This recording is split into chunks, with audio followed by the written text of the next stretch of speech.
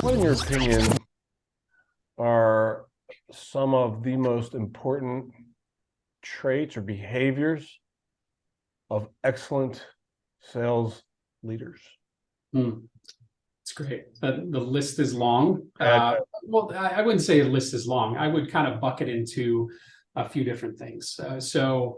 Um, Obviously, keeping a level of inspiration, optimism, positivity is critical of any leader. We lead the charge, right? So if you're not out in the front lines doing all the right things, your team won't follow, right? So there's a healthy dose of that. And, a lot of your principles, upgrade, low grade, replacing low grade thoughts, all that stuff starts foundationally with sort of a leader, right? But also, I would caveat that is balancing with some checks and balances of reality, ensuring no steps are skipped. You're not overly optimistic, right? All important leadership principles, right? So I call it sort of healthy paranoia, being optimist, making sure we're tracking in the right way, but also, we're taking a couple pauses along the way to go, okay, we're all fired up, but are we missing anything?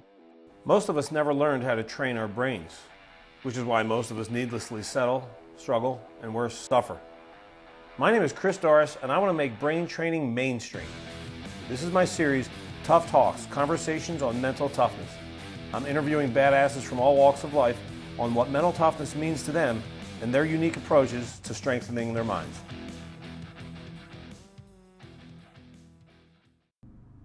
Hey everyone, welcome to Tough Talks, Conversations on Mental Toughness. I'm your host, Chris Doris. And before we get to our guest du jour, our one housekeeping item, as always, is if you aren't getting the daily dose, mental toughness tips in 30 seconds or less, delivered to your email inbox every day of the year at around 6 a.m. your local time, wherever you might be on the planet. And if you're not getting notified, if you're not getting my blog posts, which come out every Tuesday, and then if you're not getting notifications of these new podcast, Tough Talks podcast episodes, which come out every other Thursday, then all of that can be virtually effortlessly addressed in one fell swoop by going to christopherdoris.com/lists, L-I-S-T-S, or you just go to christopherdoris.com and it's right there on the right side of the homepage. Put your name, your email, click, and you get all the goodies. So, David Delnero is the name of our guest today. I've known David for probably somewhere between 10 and 12 years and have watched him just kill it in the enterprise software industry. He is now the CRO, Chief Revenue Officer of Black Swan Data. And he's been really instrumental in the evolution of my career. I mean, like really instrumental. So I'm really, really grateful for this guy. He's a good friend and he's a phenomenal leader. He takes leadership very seriously. And he's a damn good human. And was also, is actually still quite the baller. He's a hoops player. He's from back east. He's a Jersey boy too. So, although he's from North Jersey, so it's like a different thing. Anyway, let's go find him. David Delnero, where you at, buddy? My man, David Delnero. What's up, brother? What's up, Chris? CD or whatever. What are you going by these days? CD, I go by CD. What are you going by these days? Whatever you want to call me. So let's go. We'll go DD and CD. DD and CD. Do more people call you David or Dave? No, so my mom used to call me Dave, so we don't do that. It's David. That's funny. So David, that's so funny because it's the opposite for me. My mom called me Christopher, and if anybody calls me Christopher, I say simmer. Simmer with that shit. Yeah. So we're on David. The other way, you're taking all right. Well, I mean, you name the nickname. I probably have 7 of them that I could probably. It started with Silky D in high school, which we won't get into too much detail. D. I was smooth on the court, Chris. So that was it. And then I don't know. I had a bunch of. I was the dollar man in college and all kinds of stuff. So the dollar man. Were you selling T-shirts? No, it was I was cashing checks on the court. That's what I Oh, did you have any rise, was. Any what? Rise? any ups, any jumps? Yeah, I can Dunks? honestly, up until last year, I could probably still dunk. So it's That's yeah, impressive. yeah. And you know my height. You and I have Uh-huh. been together many times. So Yeah, think about that vertical, my that's friend. that's impressive, bro. That's nice. But Right. it's going the other way at this point in my career. So trust Well, me. well, what direction is your career is going in a very good direction. Oh Okay, yeah, yeah. Professionally, I'm okay. I yeah, you're think doing right over there. personally on the court, it goes the other way. So Yeah, man. So you are now the CRO of Black Swan Data. Why is it called Black Swan? Obviously the ideology and the theory around black swans is that it's an anomaly, right? And the founders, Steve and Hugo, had determined that because of what we do in the market, we go find the anomalies that Hmm. companies, product companies aren't really looking at. So hence the reason for Black Swan Data as sort of the ideology around the technology and the automation that we provide. We find things that you maybe aren't aware of and or think of it as an anomaly. So That's really cool. That's very creative. I like that. It's neat. yeah, we're in this automating market research for CPG companies and product companies, and enhancing and improving the products that you go to market, and improving your innovation journey across the board. So, How would you describe the sales environment these days?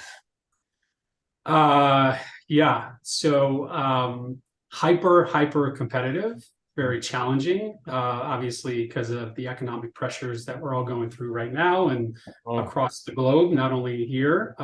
It's intense. So you have to have the right level of aptitude, the messaging, the value, the outcomes, all of that. Your company narrative and what you're providing to the marketplace needs to be tight and needs to be very succinct in terms of the value narrative to your companies. So it's challenging, it's tough across the board, Hmm. Hmm. for sure. Tough. Tough talks. That's you got it, man. That was nice. That was not rehearsed, folks. That was not rehearsed. Yeah, Yeah, well, it's the podcast called Tough Talks, right? Because it's on mental toughness, right? So let's talk about mental toughness then, because it's a tough set of circumstances, so we need toughness, right, to thrive. All right. So so give me some examples of like why is mental toughness, what does mental toughness even mean to you? yeah, And why is it so imperative right now for people? yeah, because there's so many obstacles, so many things that get in your way. A lot of noise out there, quite honestly. Not a lot of noise, not only in people's lives, right? But also in the markets, professionally. A lot of obstacles, a lot of hoops to jump over, Like and what? those things. Hyper competitive budgets across the board. The fight for talent. Like if I think about leadership and some of the things that I'm doing across the board, not only attracting talent, but retaining talent Mm. across the board. I think that's a nice bucket we can kind of center it on for a little bit, because it's challenging in the marketplace. People are looking for options. People are always looking where the grass is greener, Mm. those types of things. So maintaining a culture and a thriving environment where people are happy and content, um, and making money at the end of the day is a challenge for any leader in this marketplace, right? You talk to any one of my counterparts who are running sales organizations or sales teams, the number one topic is how do I attract talent? How do I maintain talent? And then how do I increase the throughput of the talent that I have, right? So therein lies a whole flurry of mental toughness, mental challenges in terms of overcoming adversity, making sure you're creating a culture of positive reinforcement, but also driving results across the board. Ton of challenge in the marketplace to actually make sure talent is front and center. It's probably the number one priority for me as running a sales team, is making Well, sure. okay, so you just catapulted us into what I was wanting to discuss later, but I want to go there now because it's perfect timing. So the number, it's interesting for me to hear you say that the number one priority is attracting and retaining top talent. So how do you do it? You mentioned three things. You mentioned keeping people happy or content, and then the third was and making money. Yeah. All right. Yep. So what are you doing there? Well, so to attract talent, you have to make sure you're representing yourself in the marketplace as a destination, right? I was lucky enough to work for some amazing companies in my past history, where attracting talent was fairly easy. I think at Salesforce when I was there, I think it was even harder to get into Salesforce than it wasn't to get into Harvard. I think that was one statistic that they had, because Seriously? The amount of applicants we had coming into Salesforce. It was a destination company at the time, right? So attracting talent wasn't very difficult there, but as we progressed, as we got bigger and larger and more complex, that narrative changed somewhat, where finding the right quality level of talent was a challenge, because you had so many folks coming in. So I think it's making sure you have the right sort of message to the market in terms of what you're selling, how you're selling, those types of things. So there's a company responsibility in terms of attracting talent, right? And then there's also this referenceability: who's leading the teams, what are you doing to be successful, what's the culture of that team, some of that stuff. And that's the onus of the leader, or myself, or whoever's running that team. The number one way to find talent is to get other people to refer others into your organization, right? So there, in essence, is there, if people are happy on your team, everybody are making money, the machine is working, they'll reference people in, they'll have people reference in, and that's how we kind of attract the talent machine in the funnel. So there's an element there of just kind of outbound, making sure that the market and the messaging of your company and what you're doing and how you're running a team is succinct. And that's attracting the right level of talent out there, for sure. All right. Now keeping them. Once you get them, how are you keeping them? How you keep people happy? Yeah. So a couple things. I mean, obviously, a lot of your philosophy and some of the things we learned from you is around optimism, positive reinforcement, doing all the right things in terms of mental mindset. I have a big philosophy in terms of how I run the teams, right? It's basically seek or inspire the why, right? And I'll drill into that a little bit more: passion, desire, innovation, how you challenge status quo, those types of things. So you want to seek and inspire that in people. And there always has to be a why. I learned in my hiring days, I'm not a big resume guy. If anybody has ever interviewed with me or talked to me, I usually toss the resume to the side for the first 30 minutes of any interview. And I want to really dig into the why. Why are you here? Why are we talking? What's important to you? Those types of things. But it's also important in terms, if you're on my team, what is the why, right? So, and you want to. Can I slow that down with you for a second?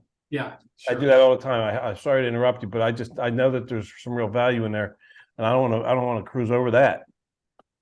So let's slow this down for Scotia. So I'm going to ask you why about the why. All right. So why do you do that? Why do you? What is the rationale behind your decision to put somebody's resume over there and get into, so why are you even here? Like, what's your purpose? How can you do that? Well, because Chris, I'm seeking an extra gear, right? So most people put words on page on a resume, right? They kind of, I've done this is where I've been, here's the things that I've done, right? But what I look for is that extra gear that maybe isn't articulated on a piece of paper, or usually isn't in a series of interview questions that HR delivers to you, those types of things. There's a tactic of extracting the why out of somebody, not only in an interview and attracting talent, but also while they're on your team, and making sure that we're maintaining a level of aptitude and desire on the team that elevates a culture across the board. So to me, the reason, the why behind the why, is I'm always seeking, where is that extra gear in somebody that, one, maybe hasn't been tapped into because they don't have the right leadership or the mentorship or anything, or they haven't been asked the question. And I'm seeking that, what is there behind the curtain that's motivating somebody to achieve, to do all the right things across the board. So that's the why behind why for me. Does that make sense? 100%. And I love the word. Yeah, it makes amazing sense. So what there's a lot of elements there, right? It's kind of defined by your level of passion, right?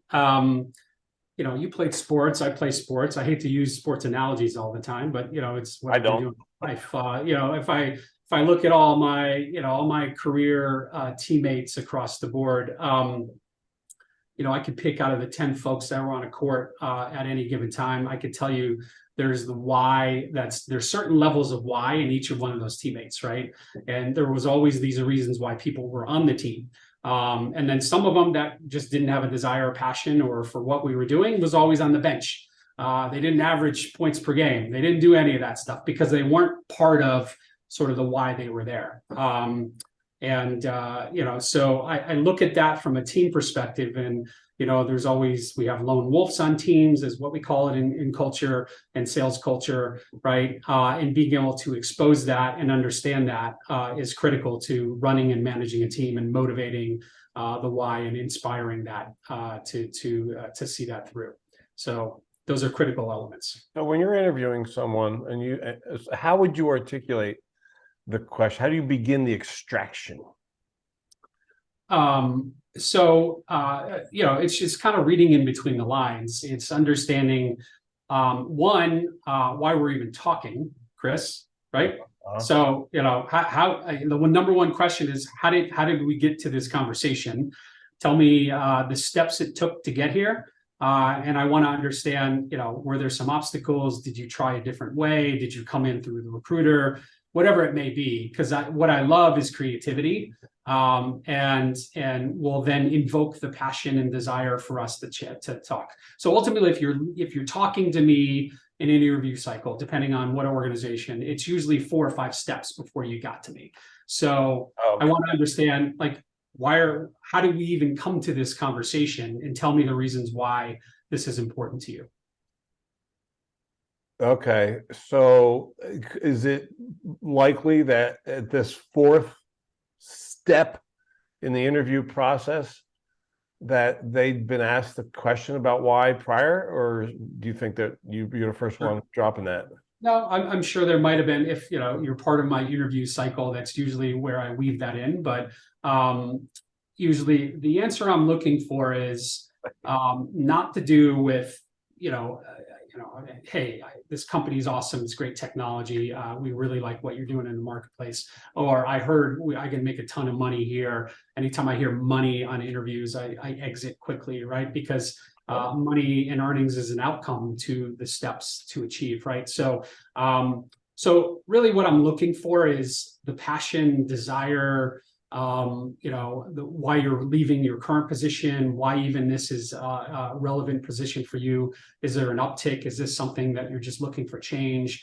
Is there just status quo in your life? Those types of things. I want motivation and the reasons why you're making change, right? So that's really the element of why I asked that question. All right, so we're actually you and I right now, in the conversation of how do you keep, once you've attracted, how do you keep the top talent? So, and then we got off a little bit onto the interview process, but it's looking for why. But you mentioned making sure that your people are staying clear on the why. And you also used the word earlier, desire. And I'm a big fan of that word. I'm a big fan of what the word means.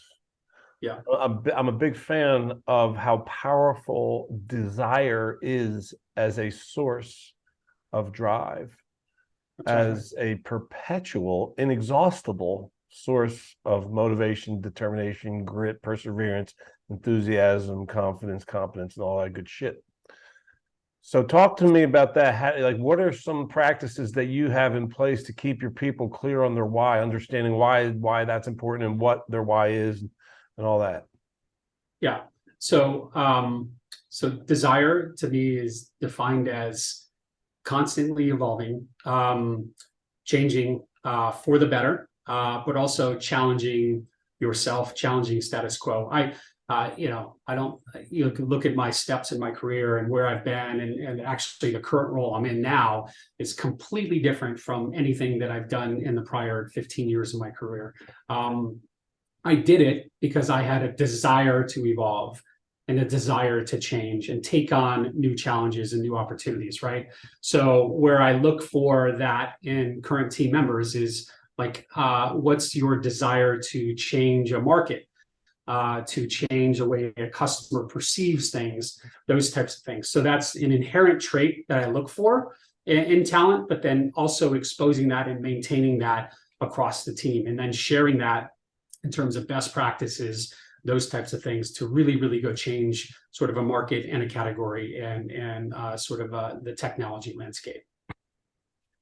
What in your opinion are some of the most important traits or behaviors of excellent sales leaders?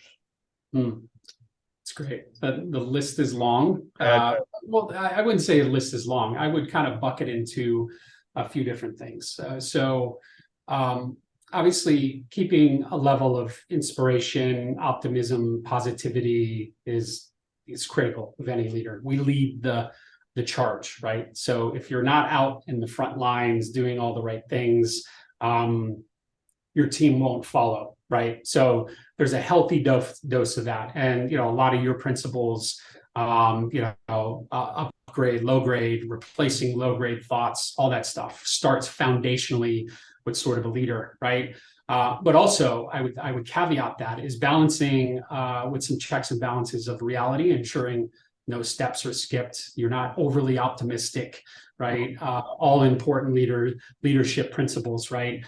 So I call it sort of healthy paranoia, being optimist, making sure we're tracking in the right way, but also, we're taking a couple pauses along the way to go, okay, we're all fired up, but are we missing anything? A great example. So US soccer last Friday, you and I were chatting a little bit before that. Like, holy crap, what a great game. US was starting and creating, they had control of the ball. There was optimism. I was fired up. I was waving my flag. And then for a moment, right? One possession, literally, it took one possession with the Netherlands. Bang, bang, bang, bang, goal. It's completely done, right? So my point being is optimism, positivity, controlling, managing, all that. If you don't maintain it, but with some checks and balances of making sure that we're doing all the right things, we're not skipping, we're not marking our man because that guy came out from the midfield and bang right in the back of the goal. You have to remember all that, all maintaining that with checks and balances, right? I don't know if that's a good analogy, but you're killing me right now, because one of the members of my team, her name is Marlotte, and she's from the Netherlands. And I was talking a lot of smack prior to that. I'm wearing my orange right now for you.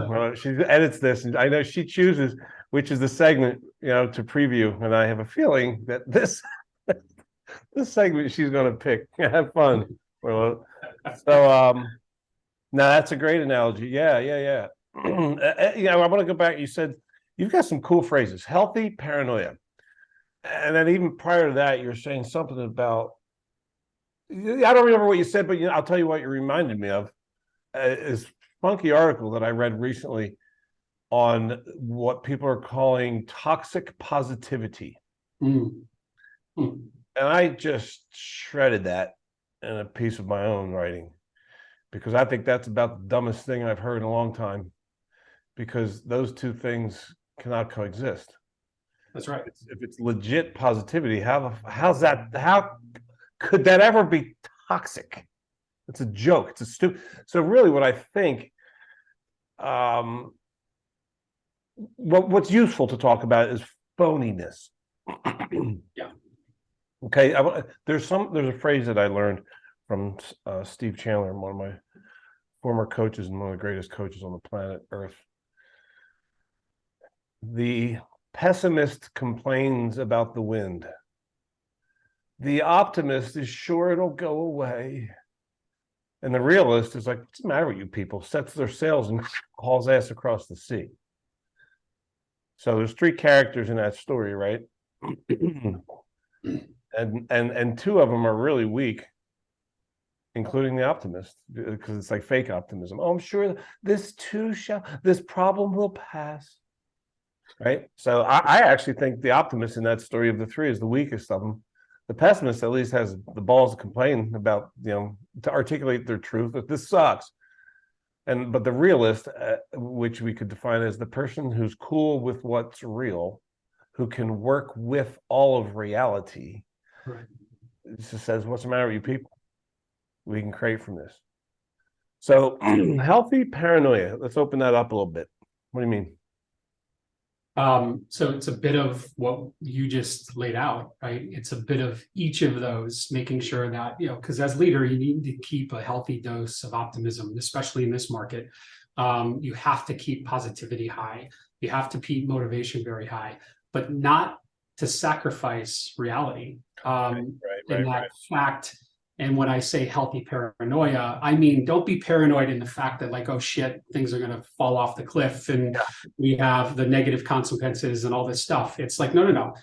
Paranoia is in a good way, checks and balances against the optimism to make sure that we are trending in the right direction. But, oh, by the way, have we checked these steps? Did we mark the man at the midfield, right? As we're coming down playing defense, right? All that stuff. So what I mean by healthy is making sure, okay, great, we're trending, we're going to close this deal. Let's just open this up a bit. Let's peel the onion back. What could happen that we haven't anticipated? The unknown, as you call, the unforeseen circumstances. We can't control everything that's going to happen. But at least we can model it and be ahead of it and be more proactive. So that's what I mean by healthy paranoia. Yeah, you're reminding me of so many things. Like when I was working primarily with competitive golfers, one of the questions that would come up is, if I'm in contention late on Sunday, should I look at the scoreboard? So the question is born out of fear. Like my answer is, why the hell wouldn't you? You can't handle the truth? Right. Like what data can paralyze you? Right? Why would you not want to know what's real? And so what you're hitting on, Silky D, is pretty damn important, and it's about being authentic. So I've never heard the term healthy paranoia before, but I'm appreciating it because tell me if I'm getting it right. It means being cool with reality and being committed to creating from all circumstances. Like, I wouldn't use the word paranoid because I don't think what you just described is like what paranoid means, right? But I get it. Yeah. Which is like, we want to be clear on reality and we want to choose to bring enthusiasm and optimism into every bit of it. Like we're going to create right now. You said it's challenging. These circumstances that we're in these days, right now in the end of 2022, when this is being recorded, is a challenging set of circumstances for people to go sell expensive shit. Yeah. Right. Which is why it's more important now than perhaps it has been in the last decade. Maybe more, I don't know. Yeah. Well, I think it's so we call it happy years, right? I know that's probably a common term, right? Because I have reps that have happy years, and we've had that. It's actually interesting, and this is the surprise I was going to give you. So we've known each other 10 years, I think. At least, yeah. At minimum. I still remember when we first had our conversation, Panera Bread at Tempe Marketplace, if you remember this. Yeah, man. Do you remember when we first met, the first thing that we interacted with? Do you remember at all? You have a really good memory, so I'm just going to test you on this real quick. At Panera? Yeah. You were here, I'll just answer it for you because we don't have time, but you were late to our meeting, our first meeting ever. And you vowed, you were literally a minute late. It wasn't like crazy. But you said, vowed, I'm never going to be late ever again since we've known each other, and you've never disappointed since then. So, but really cool. But I bring this up because I could share this with you. We were talking a couple of weeks ago about doing this podcast, and I was like, okay. So I started cleaning out some stuff in my office. I came across this like old crumply little thing, and I'll share it with you. It was the first session you delivered to us at I can't remember, was it the Valley Ho here in Scottsdale? We did the first session where you, me, and Shirts, we had the team. This was a note I had pulled out from my thing that I've kept ever since. And you see the little figure right there? Yeah. 100 million. You remember how you opened your session with us? It was Yeah. What's the most money? What's the most money that you can imagine getting a hold of under any circumstance in a year's time? Yeah. 100 million. Okay. I'm tracking. I'm not quite there yet, but anyway, I wanted to share this with you because right here I have healthy paranoia, and what? I got away from it a little while. Wow. Started leading teams, and now it's kind of back into my narrative. How did that make it onto that page? Was that page? Now that was in a notebook that you were taking notes when we were doing a workshop at the Valley. Look at it, it's like an old dungy yellow piece. I love it, man. That's amazing. Right? This thing is. And I don't know if you can read it, but you got the freedom formula on there and everything. I got think, feel, do results, which I still institute that daily with my kids, with the people that work with me and around me. But the one here, why I wrote healthy paranoia, is it says anticipate adversity. Yes. Which is really cool, right? And then I wrote in parentheses healthy paranoia, meaning check and balance and making sure we're doing all the right things. No matter how well things are going, anticipate adversity, because you can't dictate what the future is, as you always say, right? Yeah. That's amazing. Wow. The brain's about to explode. I know, man. That's so great. You did tell me before we pressed record that you had a surprise, but you didn't tell me what the surprise was. And that's pretty awesome, man. That's cool. Yeah. That's cool as hell. That goes back. Wow, I forgot that I was late. Yeah. I mean, there's a bunch of other stuff on here, but I don't think I've been late for. I think I've been late for like 2 things since then. One was a flight, and one was a meeting, because I couldn't figure out how to use the technology. Yeah, well, it's as my ex-CEO Clary says, if you're early, you're late. So it's oh, that's cool. Good. I dig that. I like that. I'm big into punctuality. You know what? Let me ask you this. I don't know what it's like in your culture, Black Swan, but some of the companies that I'm coaching, it's pretty standard to have Zoom meetings all abutted up next to each other, smushed on your calendar, like calendar packed. Meeting from 11 to noon, meeting from noon to 1, meeting from 1 to 1:30, and like that's normal now. And I think that's whacked. Yeah. So is that standard operating procedure these days in the? It is, unfortunately. I used to, and I need to get back into, you're reminding me, right?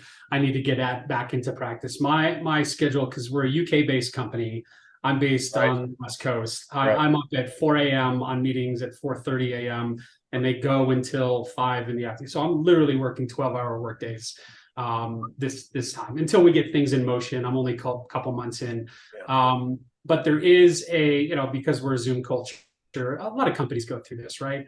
But I think there are a lot of sort of programs and instituting 25-minute meetings. My CEO, actually, Steve, he schedules 5 minutes after the hour to start meetings, which is really cool. So it gives some time and a little bit of energy. And one recommendation I would have for anybody out there and leaders is put some personal time on your calendar just to calibrate. Go walk.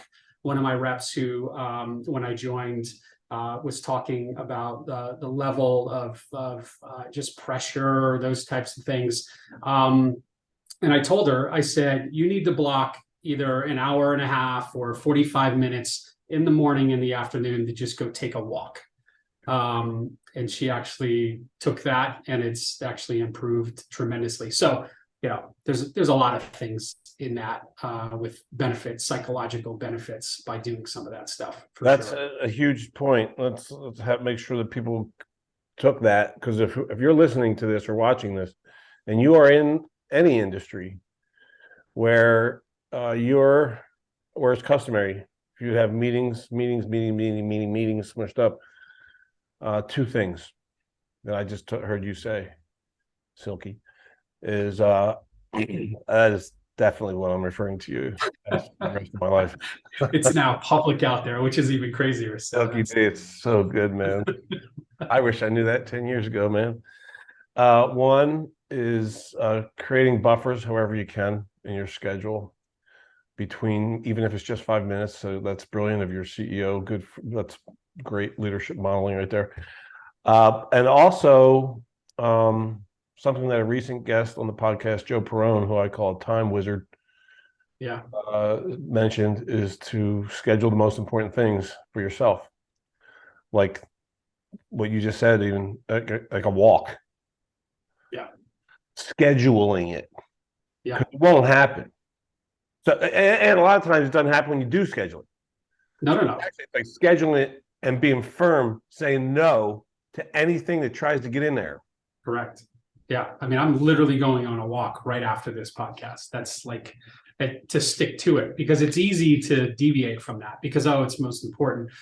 You are most important in your business, right? And making sure that you maintain and take care of that first. And that's the one thing that we've all gone through over COVID and virtual stuff. It's tough. So, okay. So I have a little, this is playful, but really important, because I'm working with a lot of people who are afraid sometimes to say no to a meeting, to like go for a walk, because they think that their boss is going to think that they're not committed. that's ridiculous. Yeah, that's a culture thing. That's a leadership issue, not that person's issue. Like, we're in a day and age where like we're balancing tons of stuff. Like if anybody wants to walk a day in my life, come on over and check it out. Like my schedule is not only professionally packed, but personally packed with a bunch of stuff. So if I tell my CEO, like I need a half day off, they'll be like completely fine with it. That's a culture thing. But obviously we have to do the work, and we got to make sure we're not skipping things for the wrong reasons. Right. But as long as all this stuff is being measured and the metrics are impacted across the board, if I could take 2 hours off in an afternoon, no one would blink an eye. Right. And you also need to challenge people that are scheduling these meetings, is that what is the role and what is the participation of everybody on these calls, right? I've been guilty of it. I'll be honest with you. Like I've scheduled people just to have them on the calls. And then, one of the big factors of me in having team meetings, everybody contributes, right? I get tons of these like, hey, I want to be on your QBP, or quarterly business planning sessions with my reps. I'm like, okay, great. Well, what are you going to contribute? You're not going to just sit on a call for 6 hours and listening to the business without contributing something and providing some feedback, right? I got note takers everywhere. I got automation that takes care of that. I need people that are contributing to the success of the entire organization. So don't just sit on meetings just to sit on meetings and justify your existence and those types of things. So that's a huge shift when we're in this virtual world, for sure. Yeah, right on, man. So let's go back a skosh here to where we started about 15 minutes ago, which is some of the most important leadership attributes or behaviors. Right? We talked about the why. What else? So I got like 3 or 4 other things. I don't know. I think we got about 15 minutes left. I want to make sure we're capturing this. But one thing, and I don't know if this is a trait. I don't know how you define this. But don't dwelling in the past, which is probably a really important topic, right? A lot of your principles is that we're hardwired to our past, right? And I think the one thing I've had, not only personally in my life, is it's a simple concept. I think over the years that I've just inherited it, I think about all my personal life. I don't have a ton of stuff. I'm not a collector. You don't see, trophies on the wall. Like, although I have a ton of them, I was All-American for a couple of years. I did a bunch of things. But I don't have a single one of them at home. I actually shed stuff like clothing, everything. I'm a move forward guy. Personally, there's not a lot of pictures everywhere. You can probably say it's a little impersonal of me and all that stuff, but I don't dwell in the past. I'm like, great, what got me there isn't going to get me in the future, those types of things. So, and I think that's sort of a mindset I've taken into the professional world, is that, what's done is done. What's in the past is done. We can reflect, we can revise, but we quickly need to move on to sort of the next thing. And how do we improve? How do we iterate? And how do we point towards the future? In sales, we have what we call quarterly business reviews. It's all about review, right? It's all about looking into the past. I changed the narrative on some of that stuff, especially in the business, and how we're winning new business is all about the forward-looking future. So I think there's this, don't dwell in the past. You could spend a little bit of time, but 80-90% of your time should be forward-looking, how we're capturing markets, what we're doing, how we're improving, those types of things going forward. So that's sort of a key principle I've kind of taken into all of my team structure. So do you have QBRs, or did you call it something else? Quarterly business plans. We call them like forward thinking. QBPs. QBPs. And the great thing is, because we have technology, company like I was, I've associated with for 3.5 years at Clary, serves all that information right at your fingertips. You don't really need to go back and review and PowerPoint and dialogue and do all this kind of stuff. So the great thing is that automation and technology has now replaced the look back. Right. So there's no more excuses around how'd you perform, what'd you do, build the narrative, all that stuff. We don't need to dwell on that anymore. Let's think about what your future is and how you're planning next steps on this deal we're tracking now. Right. So I think there is a lot of out-quarter forecasting, like in the fundamentals of running a sales team. There's the forward-looking narrative that's more important for companies, that it is like, oh, what just happened? Why didn't we close that deal? All that stuff. The sort of the move on mentality is really what I've instituted across the board. And I think it's an important trait that other leaders needs to institute, right? Yeah. But not at the expense of missing out on any learning. That's right. Well, learning should be constant, right? It shouldn't be like, hey, we lost a deal, let's wait 3 months to go review that. It should be point in time. What did we do? Nice. How did we do it? What did we do? That we didn't mark the middle fielder, the ball's in the back of the net. Like, oh crap, what did we do? Like, no, US, got the ball, put it right back in midfield, said, let's go back at it again. Unfortunately, they got scored twice against after that. But so it's don't dwell on the past. I don't know how you want to categorize that, right? I use a tool just like that, which is called the post-game routine. Right. And you do it immediately, as close to the end of the performance as possible, while everything's super fresh, and go ask the questions. That's right. Which, by the way, the questions happen to be 3 of them in order. 1, how were we amazing? 2, what's the big learning? And 3, how are we going to grow from it fast? Correct. I love that you said that, not waiting 3 damn months for that. Yeah. It doesn't make any sense, and you've lost the memory mindset anyway. So good. Okay, what else? Last one, I would say this is just a personality trait, is having some humility, right? I've been pretty successful in my career thanks to you, but also thanks to great leaders that I've worked for, the people that I've been around, the positivity and my personal life, all that stuff. But that doesn't mean I'm great at everything. Right. And I think recognizing humility and from a team perspective, what I would call plug your gaps or plug the gaps, right? Of all the great teams I've worked for, everybody, there was always different personalities and different traits that people brought to the table from a leadership perspective. Some people managed a certain way, some people plug the gaps, right? For people that I've worked for. I was a certain personality trait, and all the people that I worked around were very different. So where the machine is cranked really, really well is when you have, diversity in terms of talent in people and personalities that really elevates the organization. It's sort of an industry thing, is like when you hire a bunch of yes people, right? That's not a recipe for success. I think a lot of that stuff has been flushed out of sort of our cultures these days, but you still have some of that, where they're comfortable, leaders are comfortable hiring with people that align to what they think and how they think. I think one common trait of really successful leaders is having people challenge you, and humble you, right? That's huge. A lot of leaders can't even hear that.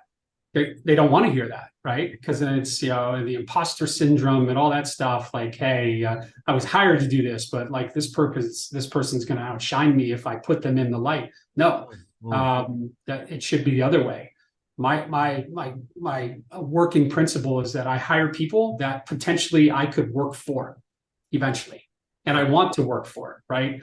And all the people that have worked for me, everybody that's listening to this podcast, all the really, really talented people are all in very senior positions, either are CROs in their own right and doing amazing things. And that's to me is personal vindication that I've done the right things, I've nurtured the right talent, I've hired the right people.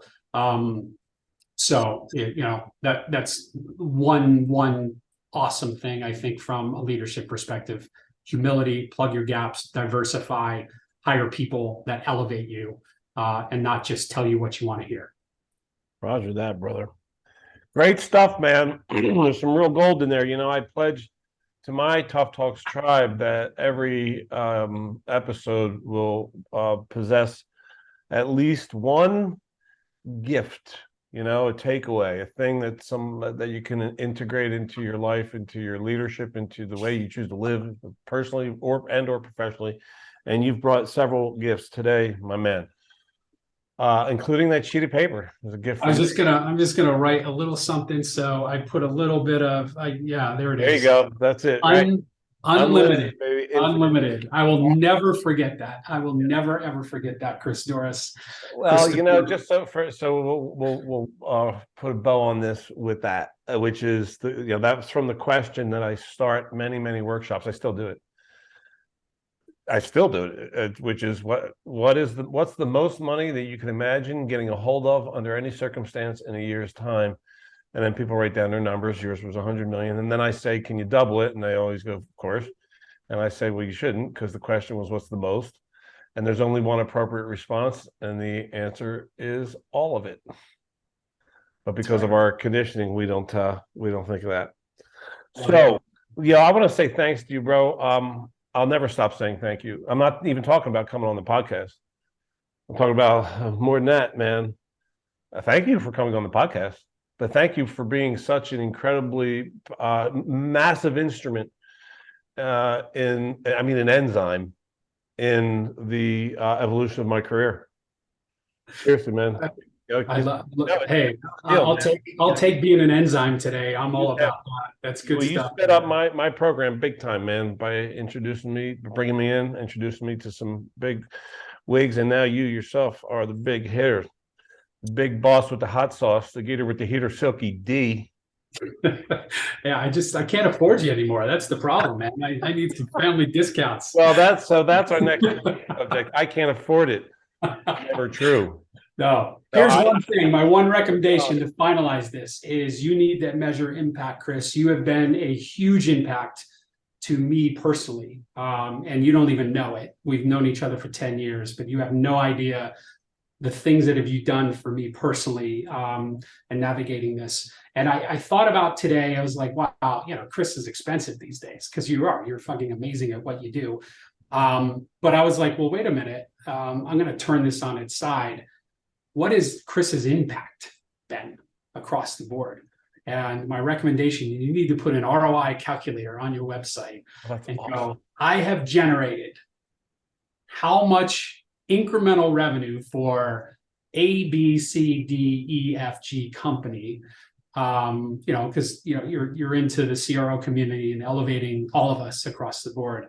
So action that today, because I think you have made me millions, my friend. Not only in terms of revenue, earnings, but just in terms of personality and who I am to the world. So thank you for everything. Ooh. Wow. You're I don't know if you're an enzyme. I guess I'll have to go figure that out. It might not sound as complimentary as I meant it, but you speed up excellence, brother. I appreciate you so much, man. Awesome. So yeah, hey, if somebody wants to connect with you, is LinkedIn a good spot? Always wide open. My cell phone is on LinkedIn. So wow, just call me. Let's go. And we're looking for hyper talented people over at Black Swan Data. So let's make it happen. And if you go interview there, care on what your why is, and don't bring up money. That's right. Good criteria. Thank you, brother. You're amazing. See you, bud. So should I entitle this "Golden Nuggets from Silky D"? I can't believe I never heard him tell me. I can't believe he's never told me. I've never asked him before for a nickname, any of his old nicknames. Silky D, that's brilliant. Well, speaking of brilliant, so is he, yeah. So he is he's a hell of a human being and a hell of a leader, which makes it no surprise whatsoever that he's ascended so rapidly, and that he is now a chief revenue officer. So I hope you got a ton of value out of that conversation with Mr. David Delnero, and please do go. It's David Delnero on LinkedIn, and I can't believe he has his cell phone on there. That's amazing. So he's inviting you to connect. So do it. He's a good person to have in your world. So thanks for tuning in as always, and until next time, create miracles.